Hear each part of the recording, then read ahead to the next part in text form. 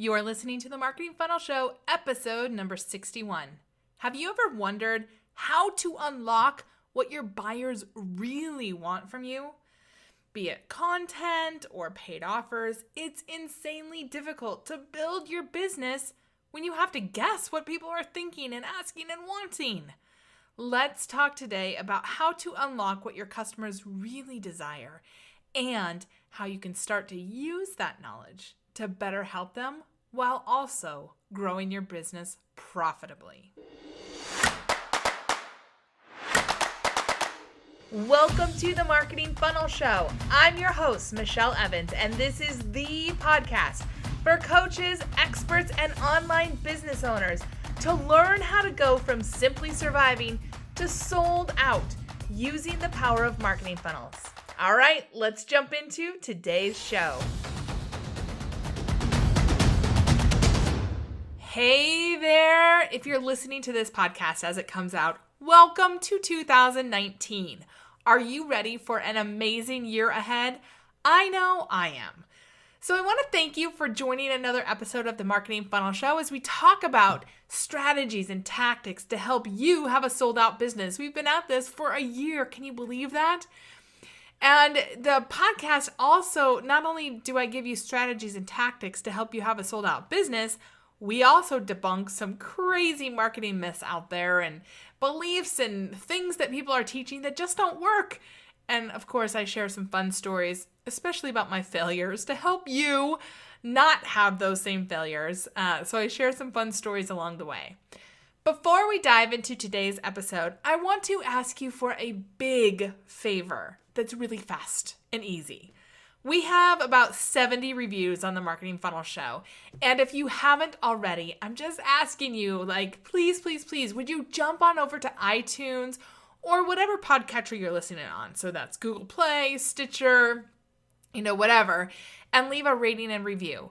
The reason is that your feedback is what helps these platforms know that people are actually listening to the show and getting value.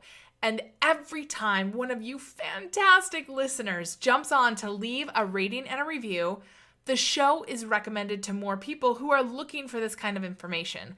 So if you've gotten any value out of the show, I just ask you, would you please, pretty please with sugar on top, take 3 minutes to leave a rating and review. It's really easy to do within whatever app you're listening on, or if you're on the computer, you can just jump over to Apple Podcasts or iTunes. I always forget what they're going by now. And I so appreciate you for doing that. All right, let's dive into today's show because I've got a big question for you. How well do you really know your customers and what they desire? And how do you know that you know what they desire? I know it's kind of a crazy question, but really, how well do you know what your customers want and what they desire? This is one of the biggest questions I ask people who are having trouble with their marketing. So when somebody shows up for a call with me and they're saying, my marketing is just not working, this is one of the big questions that I'm getting at. Because knowing what your audience desires is the number one secret, the number one key, the number one whatever magic that unlocks how to make your marketing work. In fact, one of the biggest benefits people get out of my program, which is called Build Your Funnel Bootcamp, is knowing what their audience wants if they do the exercises. I've seen people have a really good idea. It sounds great in theory, right? They go out and they spend all this time and effort and sometimes a lot of money to create a product. And I've done this too. And then they just launch it with no validation from their audience. And maybe you've done that too. And I know my absolute biggest flops and failures in business have come after I've done just that. Basically, sitting in my office by myself, trying to think up the perfect offer on my own without getting any feedback from the people who might actually buy it. And I gotta tell you, I am not my buyers. I know way too much about this stuff. And so it never works. In fact, just creating and pumping out offer after offer after offer is a great way to bury yourself in busy work. But it's busy work that doesn't end up paying off because no one wants those offers.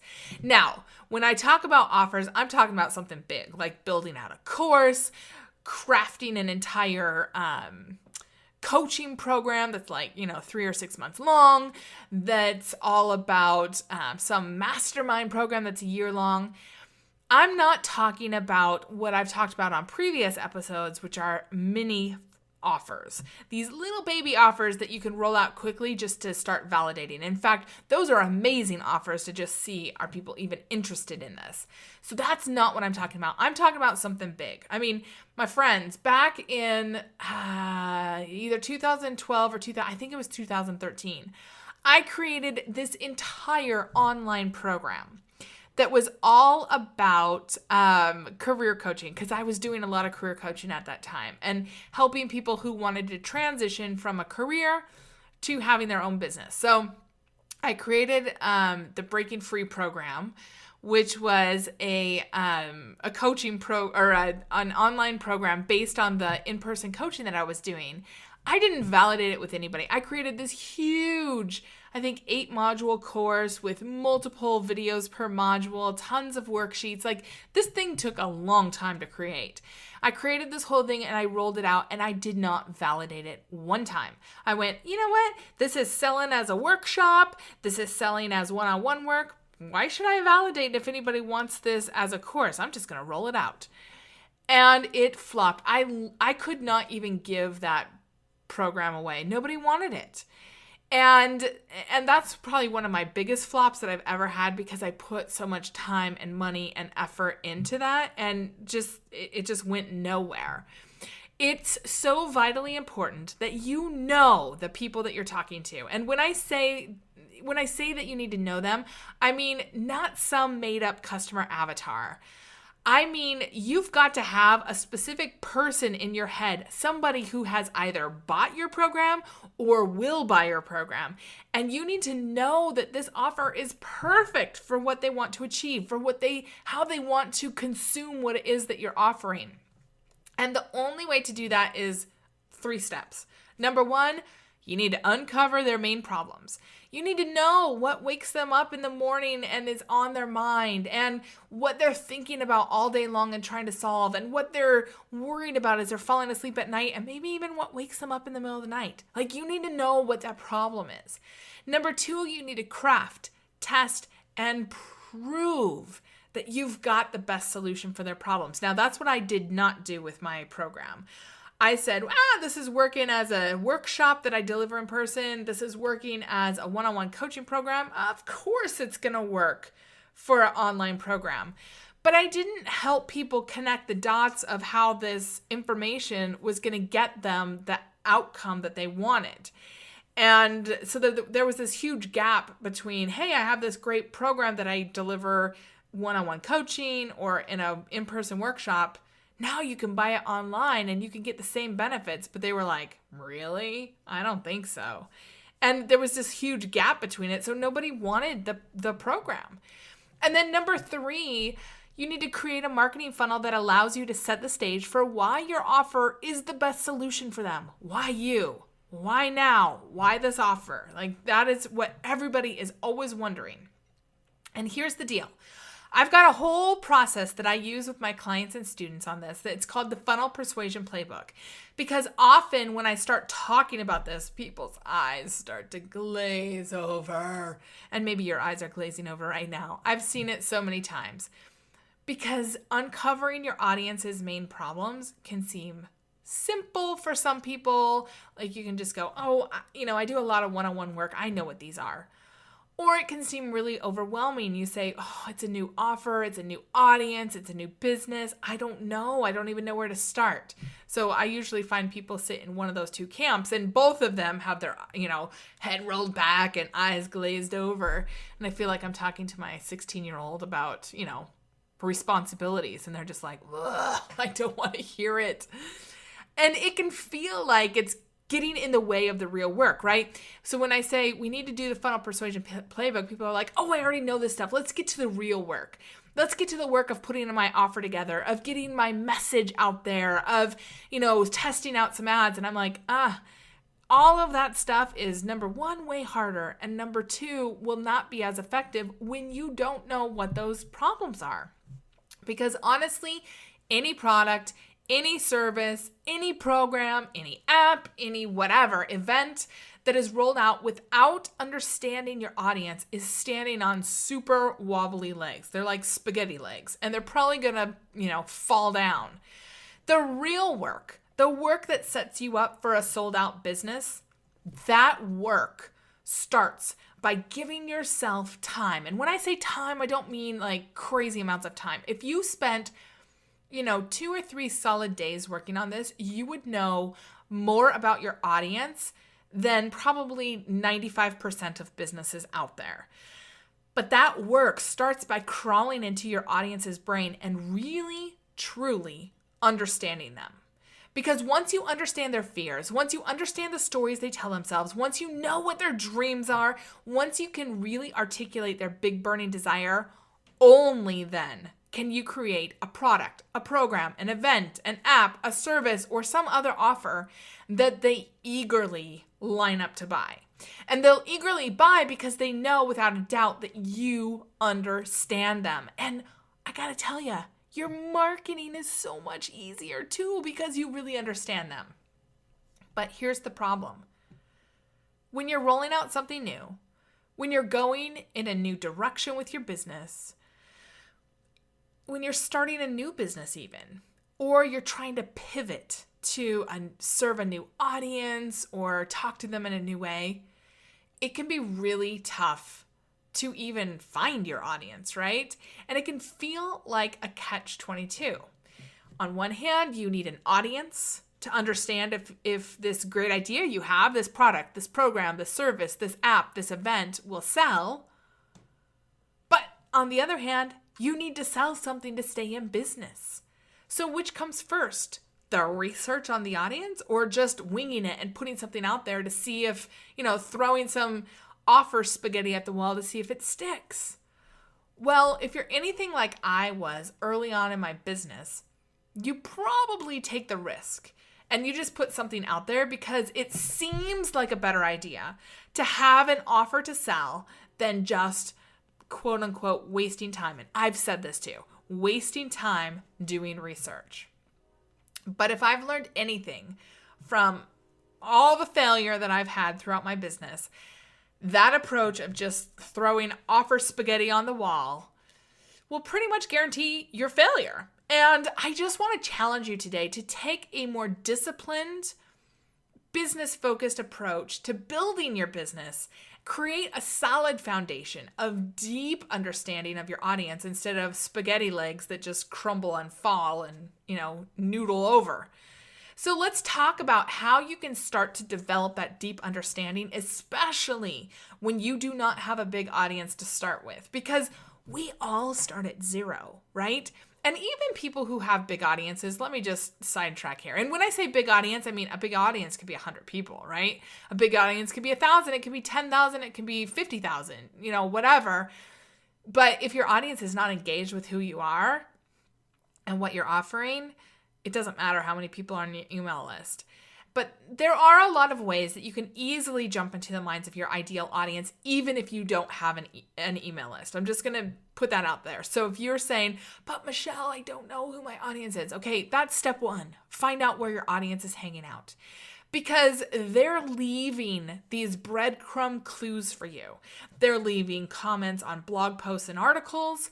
They're, probably posting in Facebook groups or LinkedIn groups or on Medium or on Quora or somewhere. They might be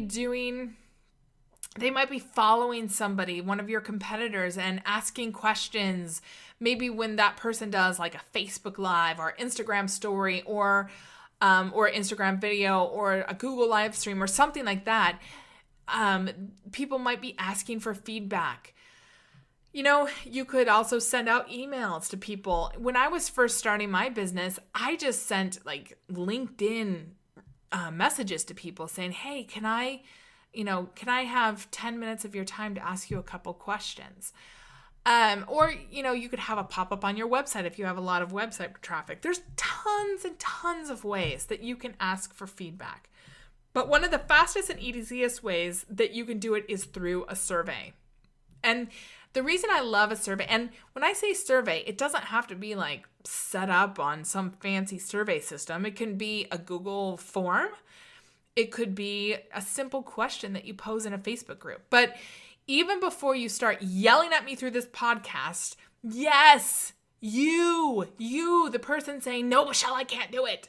Yes, you can use a survey approach, even if you do not have an audience, or you don't have a responsive audience, or you don't have a big audience. Whatever, excuses you have, I promise you can use a survey approach.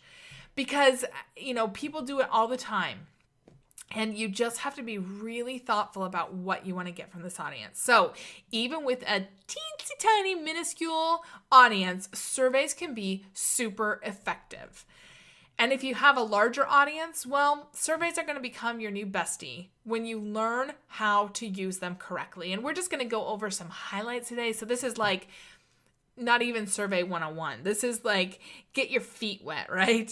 And before we jump into any specific questions that you should ask in a survey, I want to first talk about some general guidelines to help you think about the kind of input that you want from your audience, to think about how you're going to use these responses from people, and to help you create a survey that will actually get you results. So, guideline number 1 is KISS. Keep it simple, sweetheart. Some people say stupid, but I like sweetheart better. One of the biggest issues I see when people start trying to survey an audience is that they want to ask this audience literally everything under the sun. And again, it becomes like the Spanish Inquisition. What about this? What about this? What about this? And you got to remember, people are busy. You are busy. I am busy. Your audience, everyone is busy. So the number one thing you need to decide before you ever put any questions out there is, what do you really need to know? What are you really trying to find out so that you can create content, your offer, and your marketing with confidence? Once I had someone ask me to do a survey with them, and the survey, I'm not even joking, had 87 questions. I got 10 minutes into that darn survey and I just quit. I was like, this is ridiculous. There are way too many questions on here. And you probably would have too, because the truth was, the survey wasn't benefiting me. There was no way it was benefiting me. This was only benefiting the person asking the questions, and worse, the whole experience felt really invasive and really impersonal. Like I was just a number and they were just trying to get as much data as they could. And I'm going to be honest with you, you can get a lot of insight with 2 to 6 questions. But you need to know what to ask, and even more importantly, what to do with the responses that you get. All right, guideline number 2, avoid conversation stoppers. When I was in coach training, back in like 2010, I guess, and going through coaching certification, my instructors would always remind us, don't ask close-ended questions. I mean, if you ask like a yes or no question, you'll get a yes or no answer.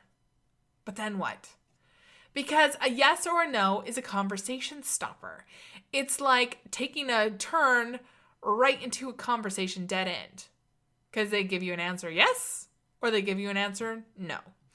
And when you're in person, you can try and re-engage the person into your conversation if you've asked a yes or no question, but on a survey, it's really tough.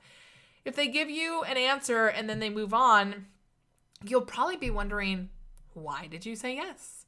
Why did you say no? And there's no way to kind of go back and figure that out. So in your survey, your number one goal is to crawl into your audience's head and uncover their deep desire. If you ask closed-ended questions, you need to be really careful because you're probably confirming what you already think, not maybe what's going on in their head.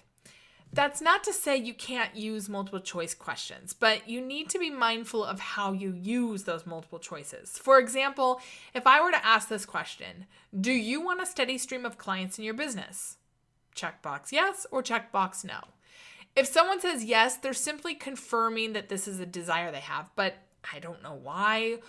I don't know if this is something they struggle with. I don't know if that's even how they would talk about their big desire. I've just put it out there. And if someone says no, again, I have no idea why they say no. Are they already sold out? Do they have all the clients that they want? Do they think it's not possible? Do they already have so many sales that they think they don't need any more? I don't know. You see how that's not a great question because it doesn't really help me get into their minds. Here's how I could rephrase that question. What's your biggest goal in your business for the next 6 months? And then I could give some answers like find my audience to buy my offer, create an offer that people want to buy, find a way to have consistent buyers in my business, all of the above, or something else. Now, that's not a fabulous question, but it gives you an idea of how to rephrase it so that I could understand more of what my audience wants, right? Now, there is an exception that I use for yes or no questions, and that is when I'm trying to set the stage for what my survey is all about. So when I want to keep it super focused on one specific topic, I might use a yes or no question, but in that case, I will always add an other option so people can give me a response in their own words. For example, in a recent survey I did, the first question I asked was, have you ever tried to create a marketing funnel for your business? So the answers they could get was yes, no, or other, where they could write in a response. This was an important question for me to ask because, again, it set the stage for what I wanted feedback on in this survey. And it went really well because it was a survey for the Marketing Funnel Show, so it made sense that I wanted to talk to them about marketing funnels. And I find that the multi-choice questions really helps me warm up the audience and gets them answering. But again, I'm kind of directing this. So, the problem is that I'm putting ideas in their head, which can lead to bad survey data because I'm basically planting seeds of what I want to hear. Now, there are trade-offs to this, like I said, if you want to set the stage for what you want this to be about. So just be aware that you may be skewing your results and your insights when you give people answers that you want to hear. So just be really thoughtful about how you do that. All right, guideline number 3, ask conversation starter questions. Okay. So if you have too many open-ended questions, no one is going to want to respond to your survey. But a few are really great. These open-ended questions, these conversation starter questions are so key. This is where the gold is in your survey responses. People get to say what's really on their mind in their own words and with their own point of view, and usually in a way that you never would have thought about. This is where you get the best copy ideas for your marketing funnel and for your offer because you're getting a fantastic snapshot into what is happening in your audience's head right then and there. So here are a couple of my favorite questions to ask. When it comes to attracting buyers online, what's the biggest problem, frustration, or obstacle you are currently facing? So again, instead of going specifically to marketing funnels, I just say, hey, when it comes to attracting buyers, what's your biggest problem, frustration, or obstacle? That is really open-ended, and it helps me understand what people see as a problem, a frustration, or an obstacle. Another one is, how are the problem, frustrations, and obstacles affecting you? So that might be what I ask right after it. So identify the problem and then tell me, how are they affecting you? How are they affecting your business? What does this mean to you? Those two questions are so amazing for getting great feedback from my audience. Now, I've got a few more questions that I love to ask, but these are great idea starters for you. What do you want to know from your audience? What simple question would help you open a conversation with them about what's going on? All right, guideline number 4 is KISS part 2. So keep it simple, sweetheart. Part 2. Focus your questions. Okay, we started these 4 guidelines with KISS, and now we're going to end with KISS, part 2, and that is to keep your questions focused. I've seen surveys before where every question is asking 2 to 3 questions, and it's really tough to answer, and it gets overwhelming. For example, a recent survey I saw had all of this on one line in one question. How did you find out about company name? What do you like most about product name? Why did you select product name? I bought something for one of my kids and this popped up, and this was just one of many questions on the survey. And I was like, oh my gosh, that's so many questions all in one. What the heck are you trying to do here? These questions are fine to ask, but separately. Otherwise, I don't even know how to answer. Those are 3 separate questions that require 3 different responses, and it just seemed overwhelming. So I didn't even respond because it was too confusing and seemed too hard. Instead, be really clear on what you'd like to ask and why you want that information. You don't have to tell them why you want the information, but you need to be clear for yourself. What am I going to do with this information? Why do I want it? Don't ask for stuff just to know. Be clear on why you want to know it. What are you going to do with that insight? Okay, so now we've set the stage with how, the guidelines about your feedback. Let's talk about 3 great questions you could use to start gathering feedback. Now, these aren't the only questions that you might want to ask, but these are 3 great ones to just kind of open up the question asking wheels in your head. So question number 1, what's your biggest challenge, your biggest struggle, your biggest obstacle in or with blah, whatever it is that your business is focused on? Now with this question, you want to know what's top of mind for your audience. What are they struggling with? What are they thinking about? How do they talk about these challenges? This is such a great question because it gives you a peek into how they frame the challenge, the struggle, the obstacle in their own mind, in their own life, in their own head, right? Question number 2 is, what's your biggest question about blah? Again, whatever your business is about. This is another way to get at what they're thinking about and struggling with. Asking, what's your biggest question around this topic area? I love this question because it really helps you understand what kind of content you can create to attract your ideal audience. What kind of ads, what kind of blog posts, what kind of social media, what kind of video, what kind of, whatever it is that you get out there in front of your audience, emails even, whatever, to talk about, and you're answering specific questions that people have, because I guarantee if one person asks you this question, you've got more people out there wondering about the same thing, and it can feel like, oh my gosh, you understand me, you're in my head, you know what I'm thinking of, I want to pay attention to you. So that's one of my favorite questions. Question number 3. If you could wave a magic wand, what product, what program, what service, whatever you sell, would you like created to blah, whatever your business is about? And here you go. This is the money question. This helps you understand, does your audience want one-on-one service help?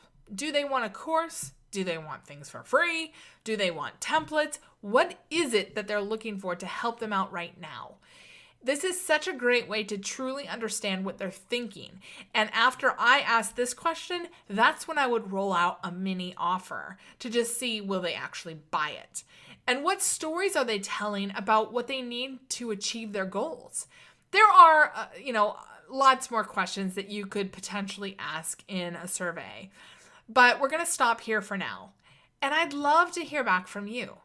Have you ever surveyed your audience, either with a formal survey, like sending your audience there, or informally by just posing a question on Facebook? If so, did you get the insights that you needed? Did you know what to do with those insights? And what other questions do you have about tapping into the big desires of your audience? About surveys, about, whatever, that I could answer on another Marketing Funnel show. I just love it when people hit me up on social media or even email me directly at michelle@michellelevans.com. I love to hear from listeners just like you, so that together we can co-create a podcast and content that is valuable and helpful and really gets you on the road to the marketing insights that you need and you want to grow your business. All right, as you were listening to this, did you think of someone who is frustrated trying to figure out what his or her audience wants from them? What kind of offers they want, what kind of content they want, what they'll actually buy. If so, would you do both of us a favor and share this episode with them? It's so easy to do from whatever podcatcher you're listening on, so you can just hit the share button, or you can share the URL for today's show which you can find at themarketingfunnelshow.com/61, just the number 61. And your friend can listen right there. They don't even need to have a podcast app on their phone. All right. Have an amazing week, and I look forward to seeing you back here next week, same time, same place, on another great episode of The Marketing Funnel Show. I'll see you then.